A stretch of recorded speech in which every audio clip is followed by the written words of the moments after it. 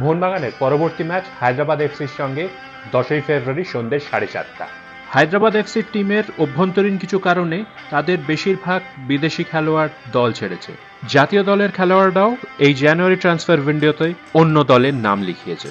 তরুণ কিছু ভারতীয় ফুটবলার এবং একমাত্র বিদেশি জোয়াও ভিক্টর নিয়ে কিন্তু হায়দ্রাবাদ এফসি লড়াই চালিয়ে যাচ্ছে। কলিঙ্গ সুপার কাপে মোহনবাগান ইস্টবেঙ্গলের সঙ্গে একই গ্রুপে ছিল হায়দ্রাবাদ এফসি। দুটো দলকেই হায়দ্রাবাদকে হারানোর জন্য যথেষ্ট বেগ পেতে হয়েছিল। চোটের কারণে দুই ডিফেন্ডার ব্র্যান্ডন হ্যামেল এবং আনওয়ার আলী এই ম্যাচে কিন্তু অ্যাভেলেবেল নয়। কবে তারা কামব্যাক করবে বলা যাচ্ছে না এখন।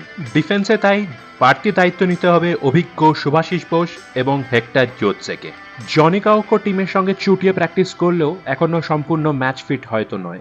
আইএসএল ডার্বিতে কোচ হাবাস হুগো বুমোকে প্রথম একাদশ বা রিজার্ভ বেঞ্চে রাখেনি, কিন্তু হায়দ্রাবাদ এফসির সঙ্গে হুগো বুমো হয়তো প্রথম 11-এ ফিরতে চলেছে।